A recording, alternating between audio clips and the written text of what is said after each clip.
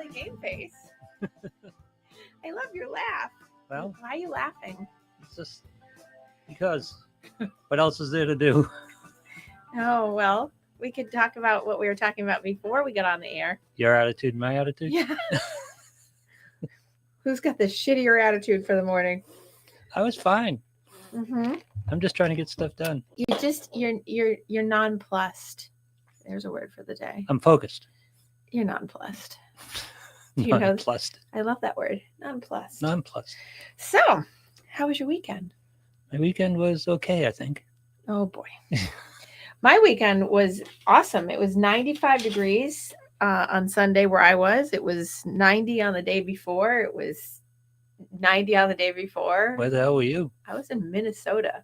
It was 90 out there? Yes. Good it Lord. was hot and yeah, it wasn't humid though, but it was hot. Good day to be with big cats. It was 90-degree weather. Yes. Yeah. It was actually, well, it wasn't happy for them. It was fine in the morning. They got a little warmish and they weren't really wanting to be out and about. But the littles were out because the littles don't mind it as much. Yeah. But the bigger ones were a little like, So who'd you meet? Who's the new cats? Mango. Hmm. Mango's the little cub. She's adorable. She's got lots to say. She's very cute. She's a little lioness. She's very cute. And I met Carl and Kim. So I have a namesake. Was it named for you? No. Oh. These are cats that were rescued and they were actually in the witness protection program from a seizure that was that happened recently, I can say. Okay. So. All right. Because they were in the witness protection program. All right. And in animal world, the witness protection program is to keep them from, they have to be kept under wraps until all the legalities are finished so that there's no issues. So, but Carl and Kim were part of When you brought that up last week, I didn't think you were serious about it. Yeah. That's a real thing? Oh, yeah, that's a real thing. Yeah. So Carl and Kim and Mango were rescued. There's still, even though the Big Cat Act has been passed in Myrtle Beach Safari and Doc Antle's place and Tembro down in Miami and all those places still exist. They're always under the watchful eye of the Big Cat Act because they exploit and they buy, breed, trade, and sell animals, and specifically big cats, and it's illegal and it's a rough business, and obviously the act passed, but people are always finding loopholes and naughty, dirty ways to do bad things. So, Wait, you can't even ban big cats? Can't ban them. You can't even ban ownership of big cats? We have tried, so people who have had them and were able to file correctly before the deadline to make sure, good morning, Leanne, before the deadline to make sure that they were registered. There's, with their animals, that's one thing, but people are still doing that underground roadside zoo crap where, pay to play and go have the, touch the experience and all that stuff. And it's really bad for one, it's bad for the cats, but it's also bad. It's not conservation. It's money. And if more people knew about what happens to those cats that get bred and then all of a sudden when they're not useful anymore, they get just killed and put off to the side.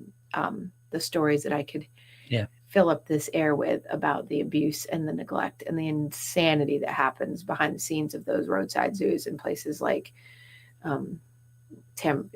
the private tours you can take for lots of money and all this stuff. You're actually just spending money into a coffer of abuse and neglect and buying, breeding, trading, and selling. So,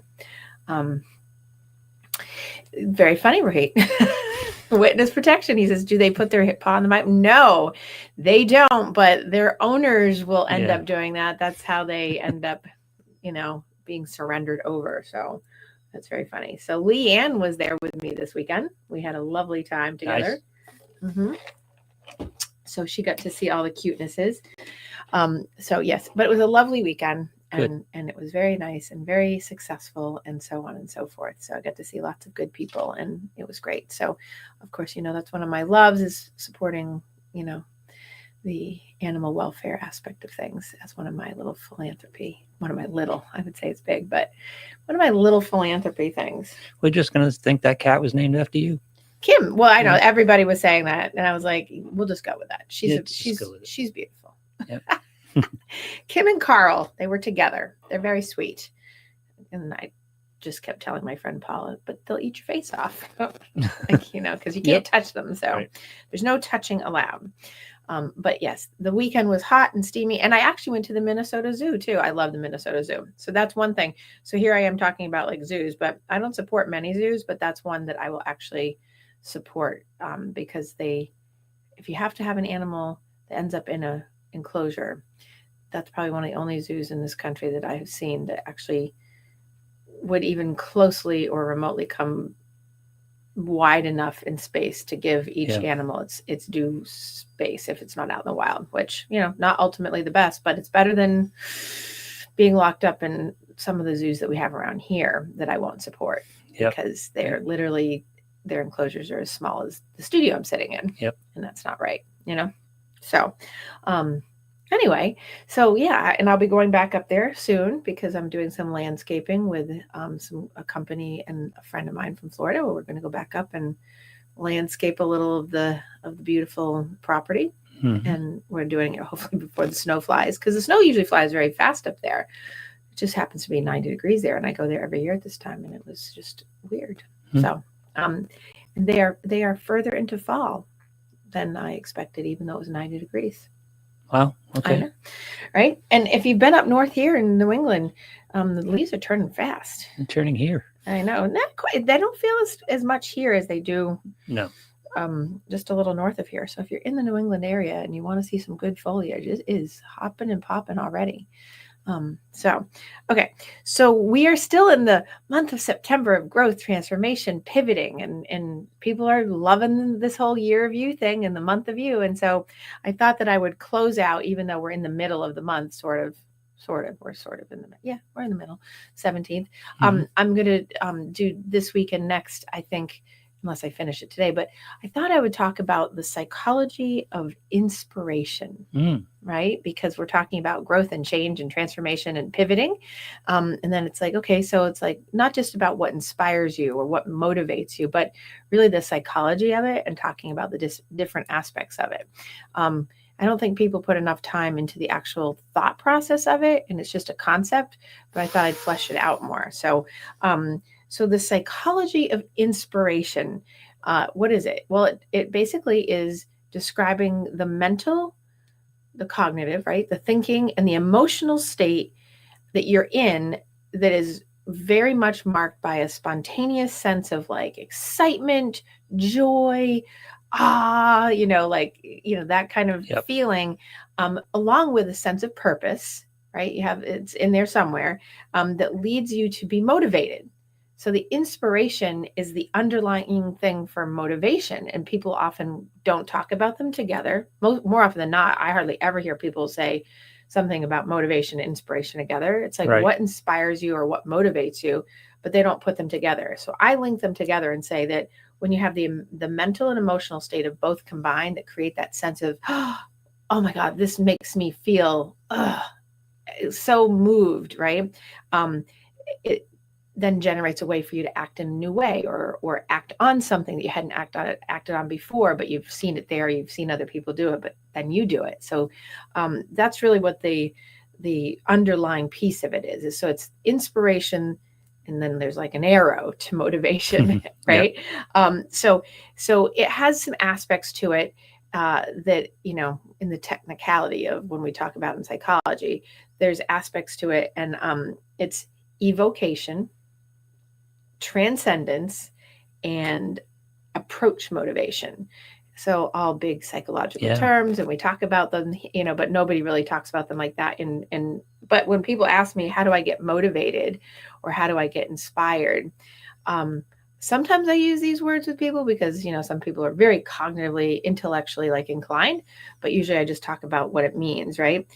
So let me just break it down. So evocation, it's evoking, right? It's like, I'm going to have a spontaneous experience of being uplifted. So I'm evoking that uplifted response. I'm engaging in something that's meaningful to me internally because it's evoking that in me. It's making me feel inspired, right? So, and there's often like, it's like when people have an aha moment, that's evoking you to have, when you have an aha moment, it evokes you to do something else, or it evokes you to have a change, or it evokes you to generate a new perspective.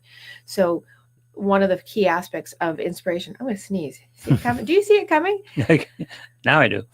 Oh gosh, I'm sorry. God bless me. There we go. Remember in the day when I would be like, oh my God, I'm going to sneeze, and I would hold it because I didn't want anyone to know I was sneezing? Yeah, no, I don't care.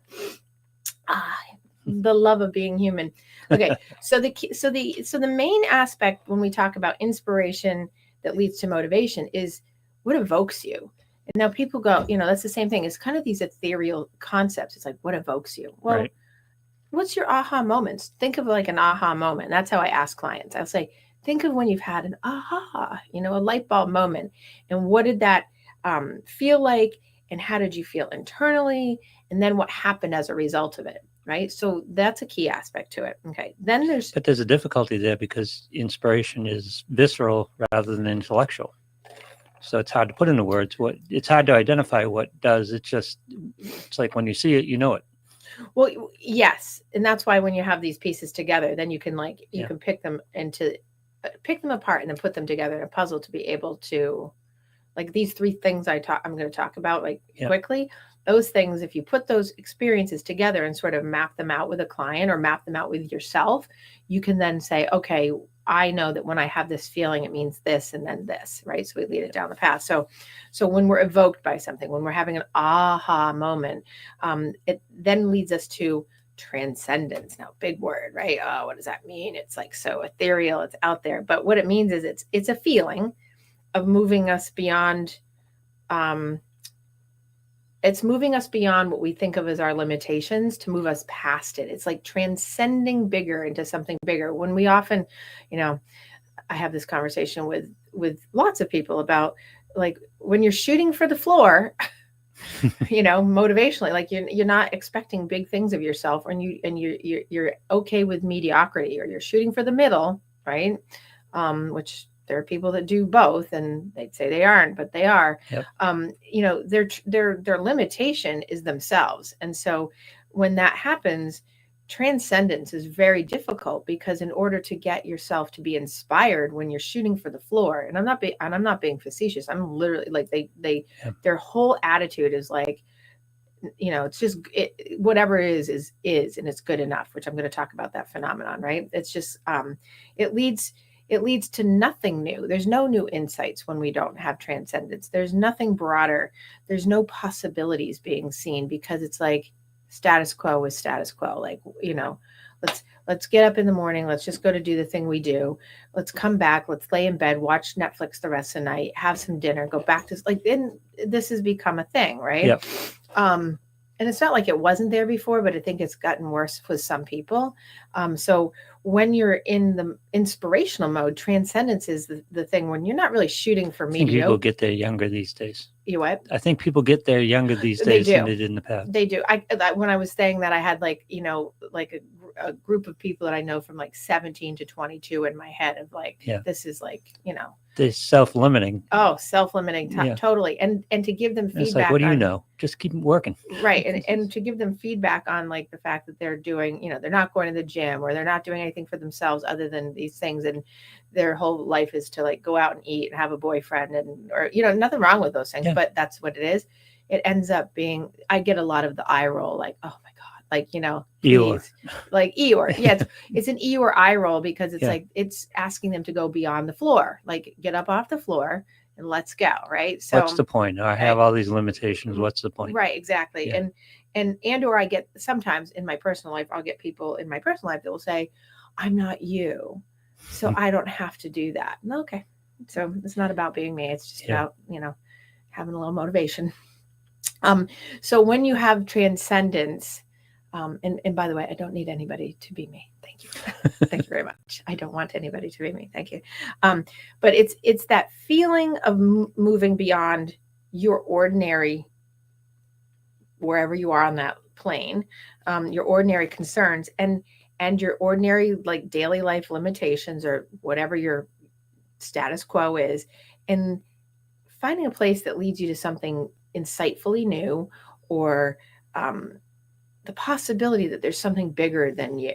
Like if you're 21 years old and you've had a job for a year and this is what you think is your whole life, I'm asking you to reach out beyond that and transcend yourself into the possibility there's something else. If you don't want to go to college, great, don't go to college, but don't settle for just a job that you might have for the next 30 years just because it's easy to do that, right? Or say, oh, I'm making $23 an hour and that's enough. Like, why are we limiting ourselves? Right. And this is where people get stuck and they don't have inspiration because they don't do the first thing is, where am I being evoked? Where am I having an aha moment? Where do I want to have an aha moment? Do I even care if I want to? Because so many people get socialized into, and I'll use women for example. I mean, we're still socialized into, it's okay to be status quo. Just, some people, I mean, most of the women in my practice aren't like this, but I have definitely people in my life that are like, I'll go for the least possible problematic thing, which is just come and go, just do the thing and just like go through life just daily with nothing. And that is not, I wouldn't recommend that's the best way to live, because what I see is when people get to their 40s and 50s and 60s, they're really unhappy because they missed out on what they could have been, should have been, and maybe wanted to do when they were young, but they didn't do it because it's always, well, I'll do it tomorrow. So, or I can't do that because I have this limitation or that limitation or that limitation. Exactly. And you shouldn't have that attitude at 21. Right. And you shouldn't be inspired by people that are in their 50s and 60s that are guiding you to say that it's okay to be status quo. Yeah. Right. That, you always want to live above your potential in those ways to see why not shoot for the top. So many things. Yeah. Okay. So the other aspect of inspiration is approach motivation. So I use this a lot in my sports psychology, right? So it's when you have a very intense and very powerful drive to express and to like actualize and put out in the world and kind of like manifest, right? Or transmit out into the world, put the energy out into the world that you have an idea, you have a vision, and then turning it into something tangible. Yep. Right. So it's like you're approaching the situation, you're approaching something with like fervor and excitement and, all the things that come into play that will then lead you maybe to your next aha moment. It's something that you like have that says, okay, I'm approaching this. Now I'm going to turn it into an actionable item and I'm going to move it. So when you put the evocation, having like an energy and something that's exciting into the transcendence of being able to say, I'm going to have a new perspective on something, and then I'm going to approach it, put it into something tangible. Now we have an inspired thing, and that can lead to motivation as long as we don't get ourselves into other things and get in our own way, which is what happens, right? When I had written something earlier that it was basically that, when we're evoked by something and we have transcendence, it will lead us often to a shift between what's limiting us and what drives us to actualize a new path. And when we have that, it inspires us. And so it's like an emotional system and a cognitive process together that are sometimes out of our awareness. And I ask people to bring them into their awareness so that they can have a better way of sort of controlling their environment and social factors so they don't get in their way and self-sabotage or sabotage from the outside in what the person really wants to be driving towards. It's creative and otherwise.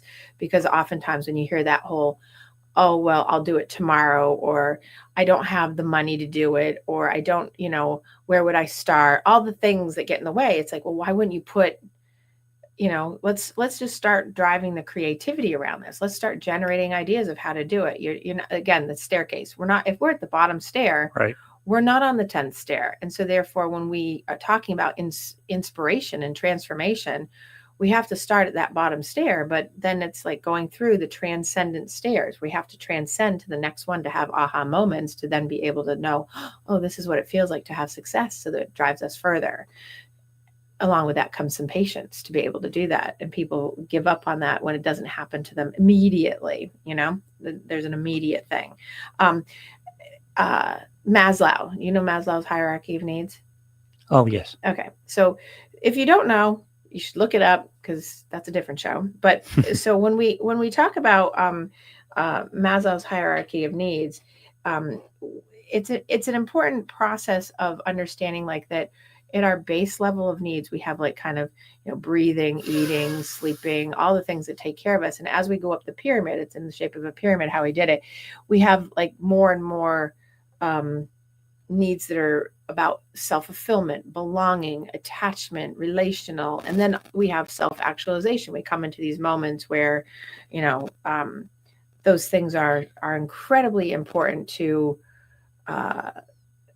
hitting milestones and mile markers in our life to make us feel like we have something to look forward to. It's part of our journey, because people often say, okay, I've hit this milestone and now I'm at my peak.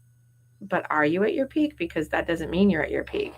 It means that you've had one peak, and that life being a journey, you're going to have lots of them, and you want to have lots of them. And people will, they graduate from college and be like, that's it, And so when we talk about the process of getting inspired, that I always talk about Maslow's hierarchy of need because we're mostly emotionally aroused all the time about motivation and inspiration. So it begins with having some positive emotions. So when we want to be inspired, it's like positive emotions that make our mindset grow, make our mindset open, and gives us a feeling of purpose. And Maslow would call it peak.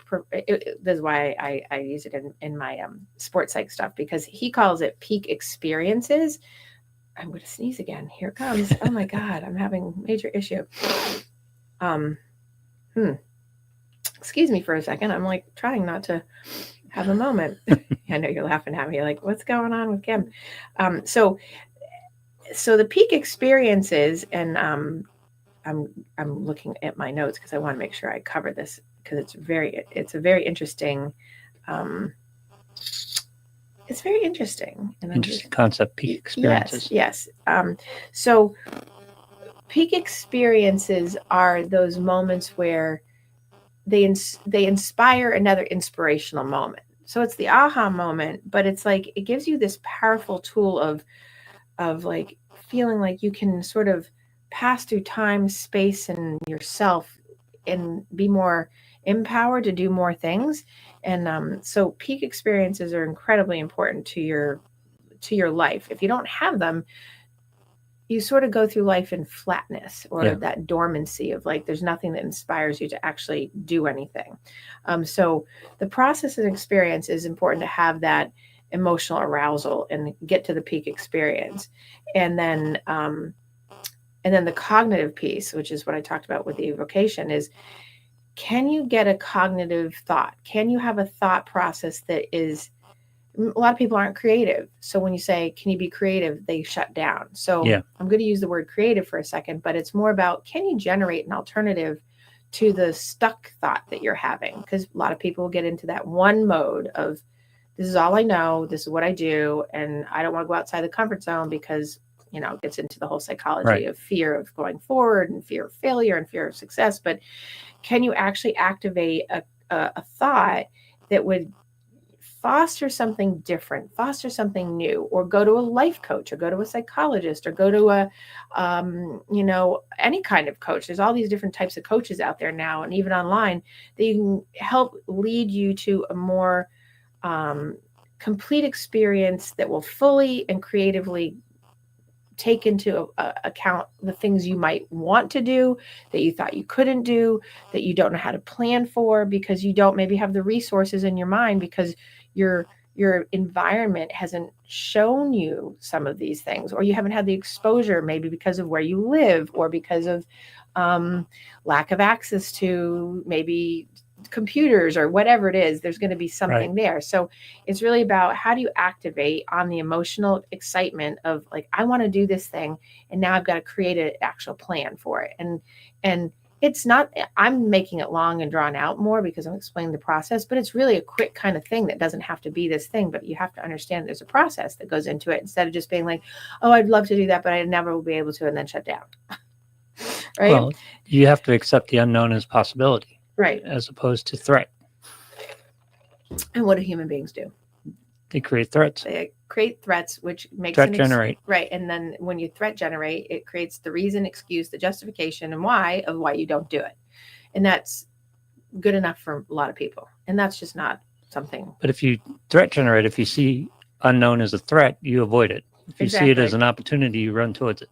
Exactly. Yeah. Exactly. But it's getting people to see things as an opportunity to run towards it. Right. Instead of like, because if you run towards the opportunity doesn't work out the way you've foreseen it in your eye, then it will paralyze people into, well, that's not how I thought this would work. Well, get the expectation out. But you know what that is? That's the process of chasing an opportunity and finding other opportunities. Well, so you have that growth mindset is like when one opportunity doesn't present itself, another one will, and being open to the fact that there will be other opportunities. If you never put yourself out there, how do you then know if there's an opportunity? Because if you're always self-limiting, that gets in your way, which is if your horizon is your limits, that's as far as you'll ever go.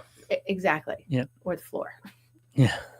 the floor. And by the way, I'm not always that way. It's not linear. Well, it's not linear. Yeah. And that's the thing is that and the people who want things that are up here that, it's kind of that I get that ask a lot of like, when you're successful, whatever that is to you, right? Or when someone will say, I want to have the success that person has or whatever, what does it take? When I start talking about like the ebbs and flows and how it, and whatever, you can sometimes see the inspiration and the aha, evoked moment. But more often than not, I see the glaze over of like, oh, that's too much work. Yeah. It's that, oh, it's not, I have to get off the floor. It's not even at the middle. Like, I'm not even shooting for the middle. It's like, why, I have examples, but I'm not going to give them. You have a goal, you have an inspiration, and sometimes you take a shot and Right. It fails. Right. People can't accept that. They don't want to have that outcome, but that outcome leads to another opportunity more often than not. And it's the belief in that. And do they have the belief in the fact that opportunity will create another opportunity, or that one will even come? But they hate something? fail. They can't accept fail. Well, right.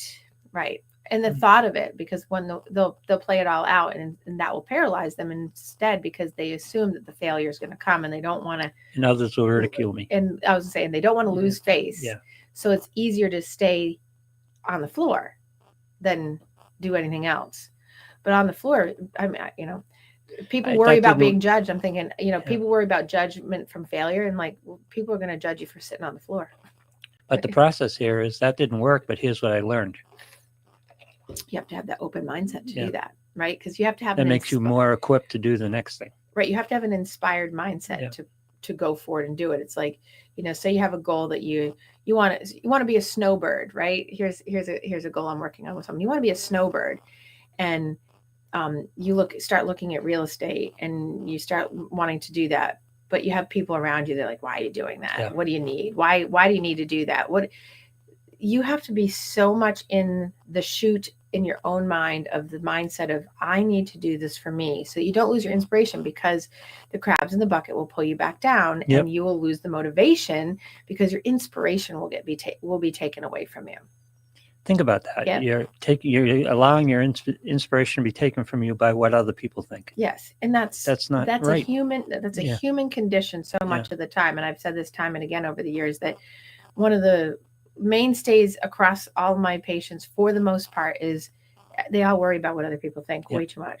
And I always say there's a reason, there's a time and a place to be worried about, and worried, I use that loosely, maybe thinking about what somebody might think, like if you hurt somebody's feelings or you do something that crosses someone's boundaries that you shouldn't have, but in general, no, I mean, you do not need to be worried about what other people think. And unless you're doing something to hurt them specifically. Right. Think of you. You think, but here's the thing is like, just because someone says that they hurt your feelings, that, that you did something, for example, there are people out there that get martyrdom, and I always say, get off the cross, Jesus needs the wood, Yeah. right? Like that will put their kids on in these spaces, for instance, like about like, you didn't call me, you didn't text me, you didn't like, wait a second. If you're an adult and your child is an adult, and I experience this all the time growing up, it's not just a one-way street. It's your job as a parent to be present and doing the same thing. It's your job to not expect and then be hurt by that because you aren't doing it. No one should be. It's a two-way street, and that's just like any experience. It's two ways, right? You have to reciprocate. And so when you're doing inspirational things, if you're trying to inspire someone, you're trying to do whatever, if you're in their way because you don't want them, subconsciously maybe you don't want them to succeed because it gets in your way of being able to control them. It gets in your way of being able to have them close to you because they're moving past you, which some parents do. You need to be able, as the other person on the other end of that, be like, this is not me. I don't have to feel guilted. That's a choice. Guilt is always a choice. Mm-hmm. And I don't do the guilt thing, as you know. So, so guilt is a choice because guilt is the perception that we're going to be judged and or we're going to be perceived as doing something wrong, when in fact, it's 99% of the time or more unlikely that we have, but we're worried that someone will be upset with us. So then it's actually a manipulative tactic to stop and squelch someone in their pursuit of their own happiness because the person that's doing it to the other person is unhappy. Mm-hmm. So they're taking away the inspiration by using guilt as a tactic to do it. Right. And it's just not right. It's unhealthy. But it's rampant. It's rampant. I see it so much, and it's inappropriate. It's unhealthy. It's boundary crossing. It's somewhat maniacal and sadistic at times to some people because they use the tool so they wield it like a sword, and they'll cut people off. And what it does is that takes away, especially from your kids, that will take away their inspiration and motivation to move forward because they're so concerned that they're going to upset you because of the things you then say about it. Right. It's like unbelievable, right? In the age of college is starting, I see it every year at the beginning of the year. Not a lot, but I definitely see it in certain types of parents. And the vast majority of parents aren't like that. But then there's these certain small little set of parents that do that. And it's like, you're biting off your face. Right. Yep. You're just biting off your face. There's nothing else. It's just, because, most kids will savvy up. And especially when they're off and doing their thing, kids that are now adults will not be persuaded as easily because they're not under the thumb, and they shouldn't be. It's not healthy. But that's one of those ways, and that's how little kids get trained early to lose their motivation and inspiration before the age of 6 a lot of times because their independence, their industry, and their initiative in the stages of Erik Erikson get squashed by why would you, it's Eeyore, why would you do that when you could be with me? Yeah. Why would you go be with your friends when you could love me and I love you? Like, it's this very insidious, unhealthy thing that then just gets older with the age of the relationship and then takes away from an individual's ability to then be inspired, to have parents motivation. Putting their needs in front of their kids' needs. Right. And it's a selfish, narcissistic quality that happens. And it's, and there's lots of people like that, but there's this level or continuum of how much that happens with certain people. And I think sometimes people will ask me, is it conscious? And sometimes it is, and sometimes it's on purpose. It can fluctuate. And then sometimes it's just so ingrained in that parent or that person because they are so unhappy themselves with their stuff that they can't see beyond that their kids should have the right to be happy and not do that to them. But, and unfortunately, if the adult can't get past that and move forward in that, they become a similar adult because they're trying to people please. So then, they're tethered to it's the tether to the narcissist, right? The person that's doing that has a stream of narcissism in them. And then they pull that kid towards that. So the inspiration goes down the motivation because what's taught is if you're inspired and motivated and you go out beyond me, of course, on the surface, I'll tell everyone that I want my child to succeed. But on the underside, I really don't want them to do that, because then I lose them. I lose power. I lose control. I lose whatever it is. Right.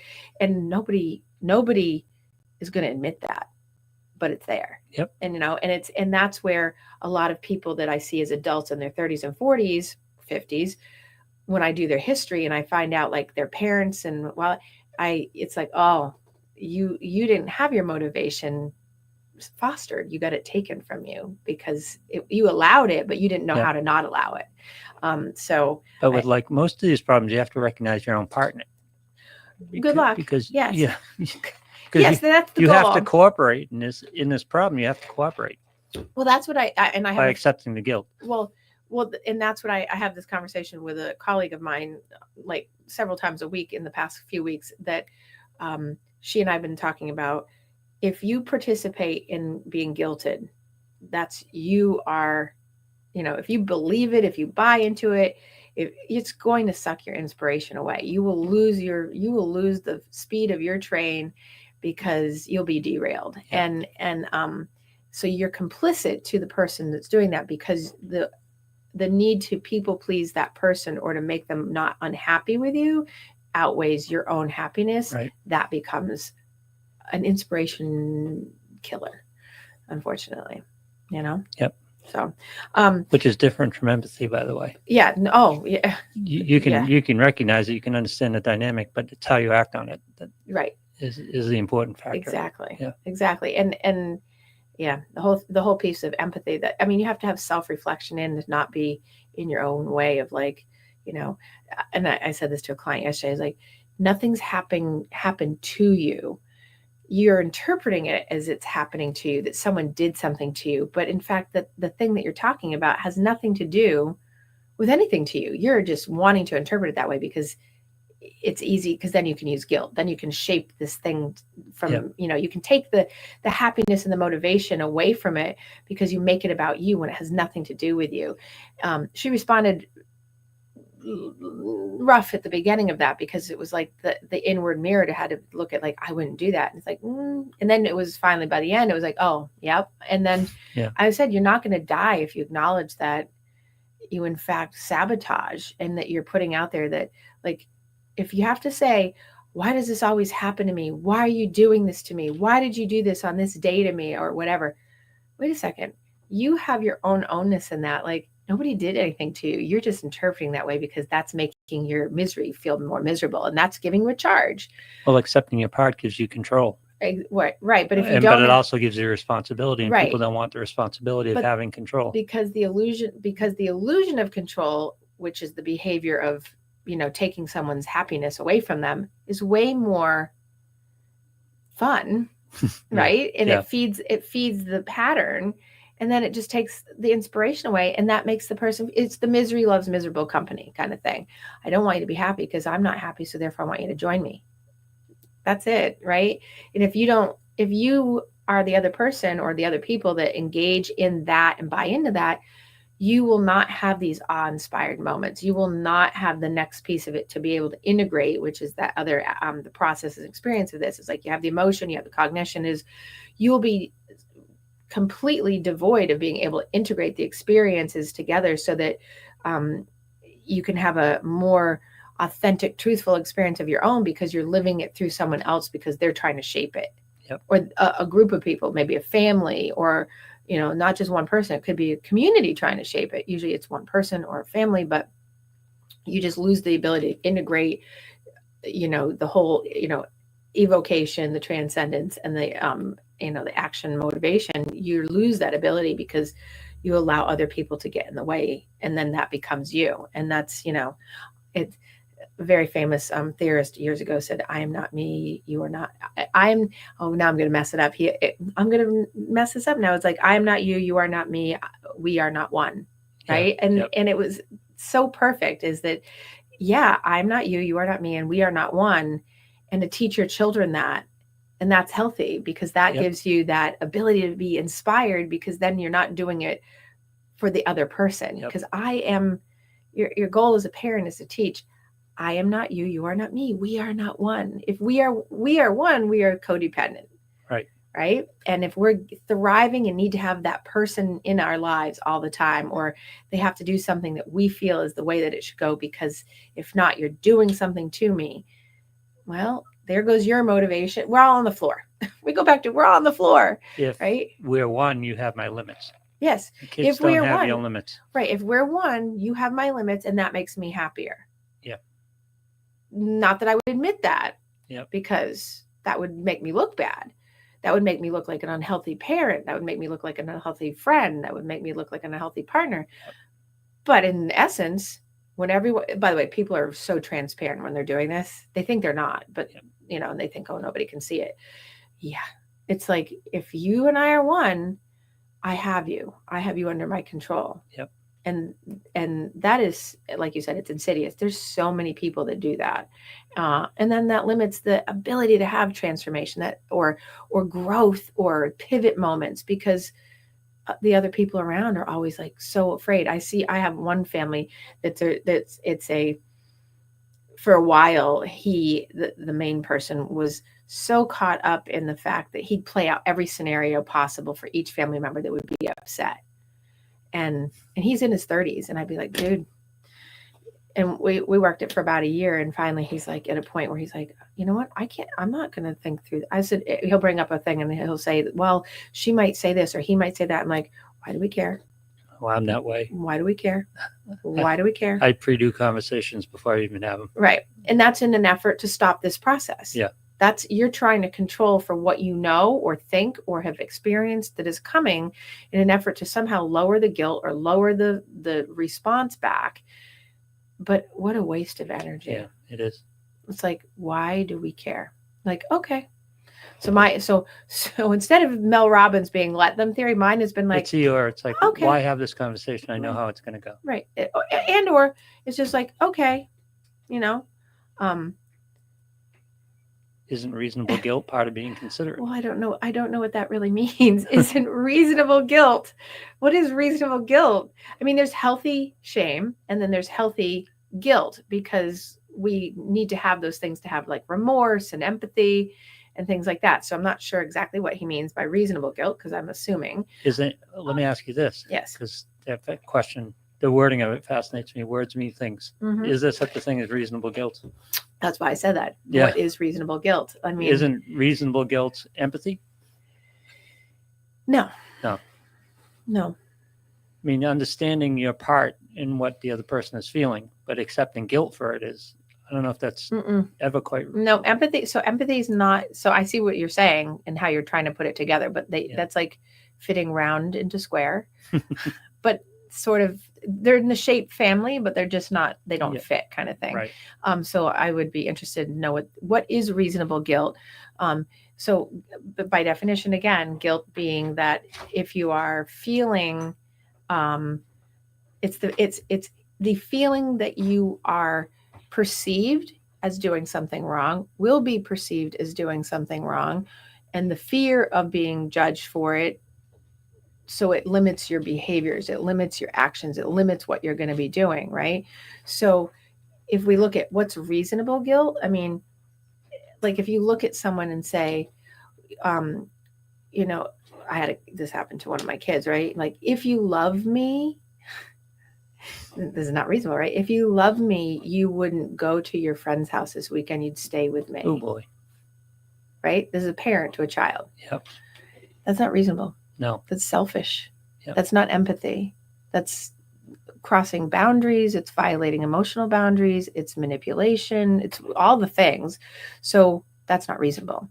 I mean, I have so many examples. I have so many examples of that. So you can feel guilt when you deserve it. Well, recognizing when you deserve. You can feel guilt when you've actually done something that has, like I said, you violate someone's emotional boundary. You do something that and it's clear that you're doing it with intention to do that, right? That it's something egregious. Yep.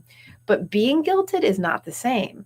If you're imposing reasonable guilt on someone, reasonable guilt is maybe in the way, and I don't know because he didn't expand, but a reasonable guilting, I guess, would be potentially saying to someone, the consequence of that behavior might end in this, and that might not look good for you.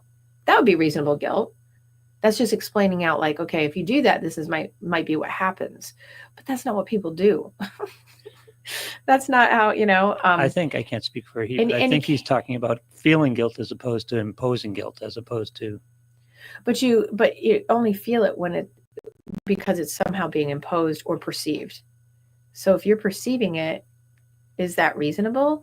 If you've done something wrong, yes. Yeah. If but it's most of the time guilt is put out there in the world on you.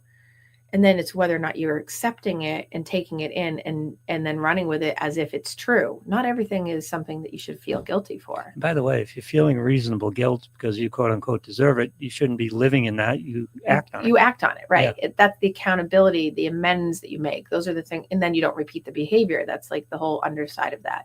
Now, is there reasonable, healthy shame? That's a totally different emotion. Shame is the, I am bad perception, right? Whereas guilt is the I'm perceived as bad or not healthy. But shame is different. You can healthy shame someone because you're correcting, especially little kids, you're healthy shaming them by saying like, that's not what it's right and wrong. We teach right and wrong. And, that's embarrassing. And those are things, because that's the underside of shame. But the underside of shame that gets overly done with negative reinforcement to the extent where someone becomes so paralyzed by it, where they have no motivation, they have no inspiration, it's because they're always thinking they are bad because everything has become, that's codependent, like the codependent, I am you, you are me, we are one, right? I am not you. That's often because the person doing the shaming that's their only tool. And because they feel so ashamed. Yeah. So they turn it on you. It's like a gaslight, right? So there's not even a praise shame balance. Right. It's shame because that's the only tool, and that's the tool. And I mean, that shame and guilt are like a whole show or two, but you get paralyzed by the shaming, and people use shaming as a maneuvering tool to get people again to do what they want for their own purpose. That's what, parents do that. That's what authoritarian parents do. Or not even full on authoritarian parents. It's just the fact that, when you have authoritarianism, they'll bounce in and out of that to their benefit of whether or not they want to use that at that time. It's a tactic. It's a tool. Yep. It's a strategy to get people to do what you want. And it can go up and down, ebbs and flows. So I think that in thinking about Rahit's question a little bit more too, is it part of being considerate? Yes, if you, okay, so now he put, rational guilt from within can be motivation to improve, right? Yes. Yeah. Or is that him? So if you have guilt, so if it's rational, well, I'll also call it realistic. If it's realistically something that you should be guilty about because you did something, yes, it's motivation to improve because that would be the change. That would be making amends for something. That would be not repeating the behavior. That's the apology, right? And shame is a different form of something of this because it's not the same. It's I feel ashamed. It's not something that someone else is necessarily putting on us. It's I am being shamed. People don't typically shame other people, which is like humiliate them. Abusive relationships do, abusive parents do, right? But guilt is a different emotion than that. So the outcome of those would be different. So when he explains it like that, it's realistic that one can be motivated into change because they are shaped in that way by the they're more inspired by being corrected in that way. So it's feedback in that way. And there are no absolutes. Right. If it's healthy, which there can be some healthy movement. Sometimes you've earned some guilt. Well, that's the thing. And so in being considerate, and that's what I was going to say, to being considerate, you're being considerate by not repeating the behavior because you feel bad that you did it and you hurt somebody's feelings. That's very considerate of you to do that, right? So you shouldn't shrug off all guilt. No, you should not. No, it's yeah. right.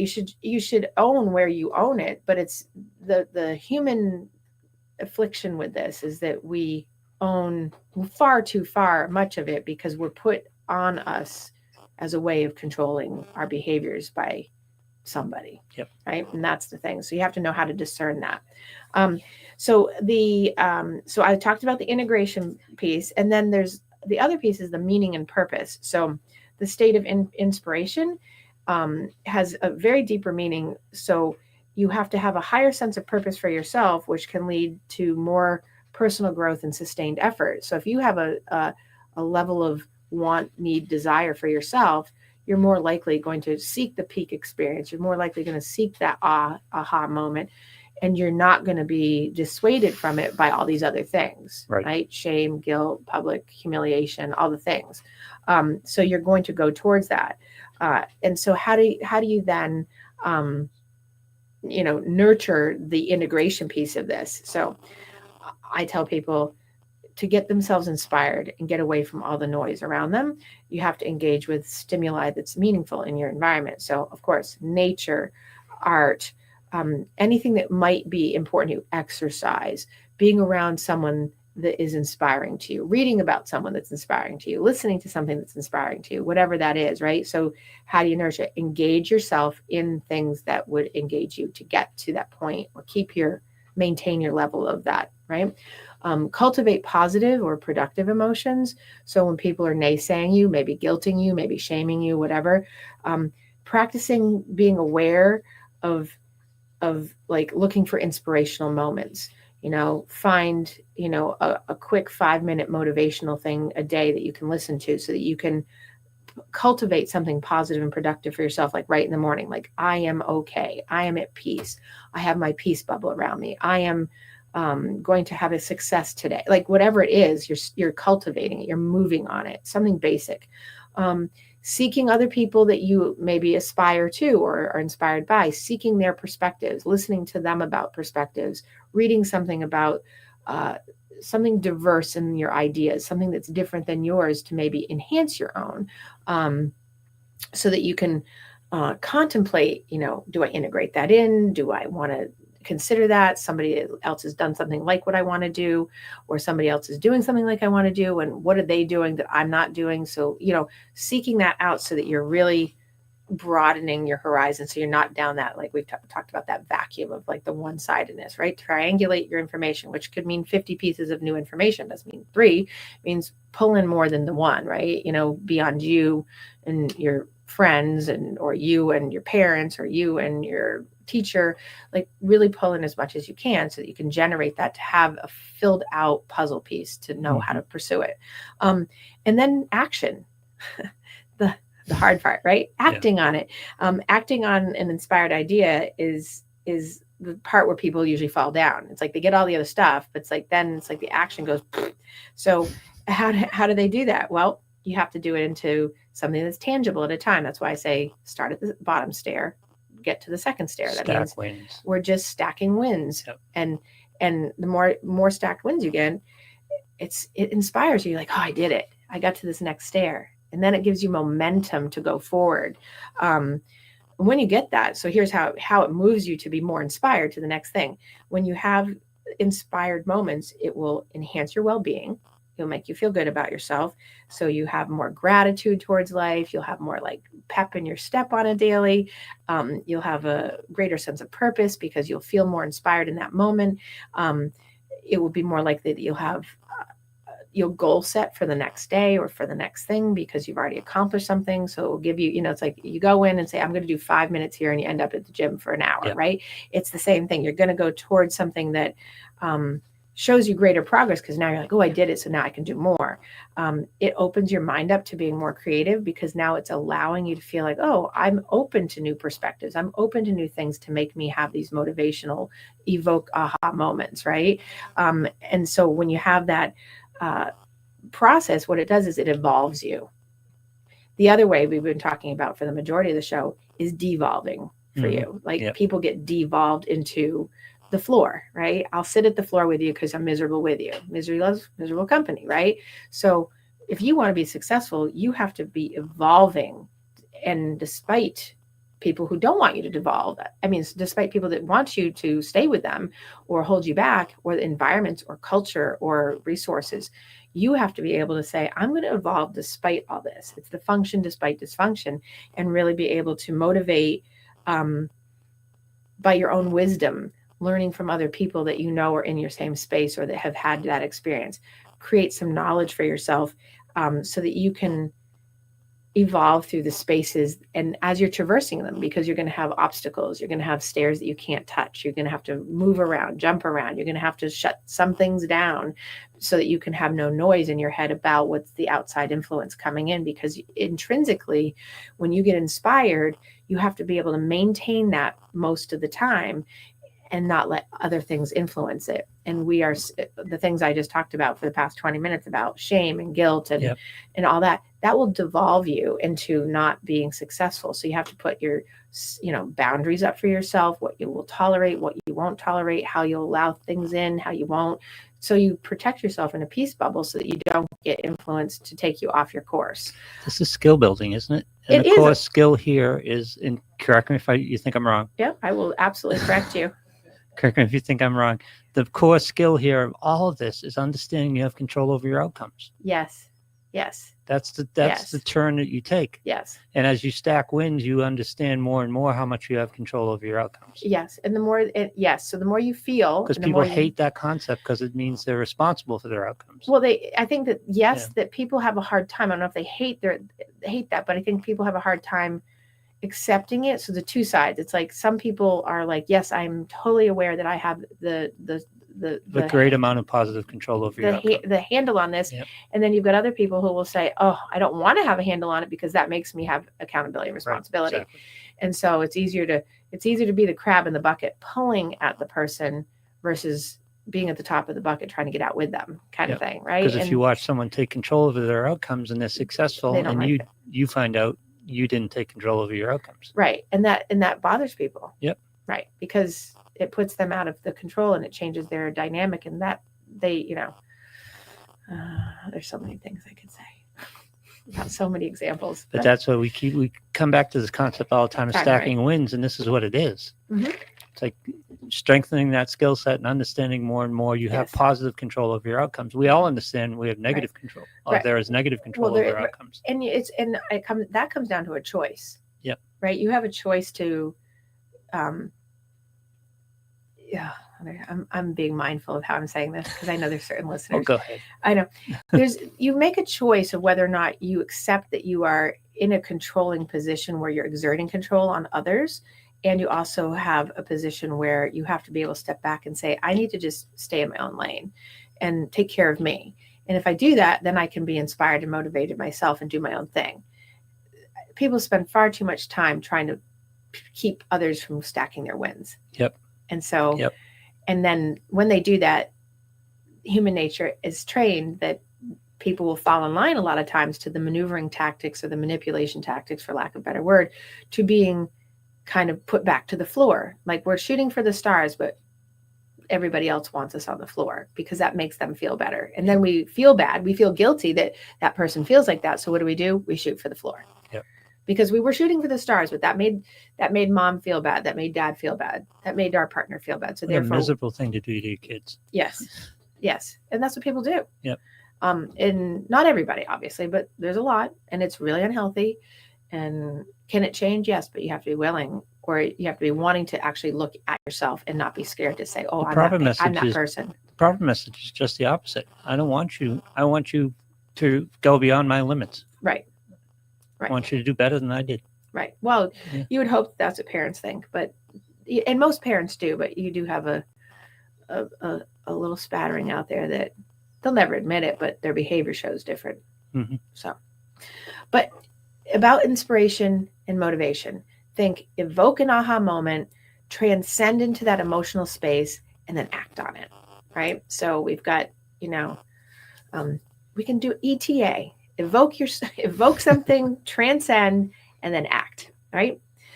All right. So let's do that for this week, and let's see what happens as we go into the last 2 weeks of September in our transformation pivotal year review, September review. And let's see if we can be inspired and stay away from guilt. No guilt. Stop guilting people and stop buying into other people's guilt.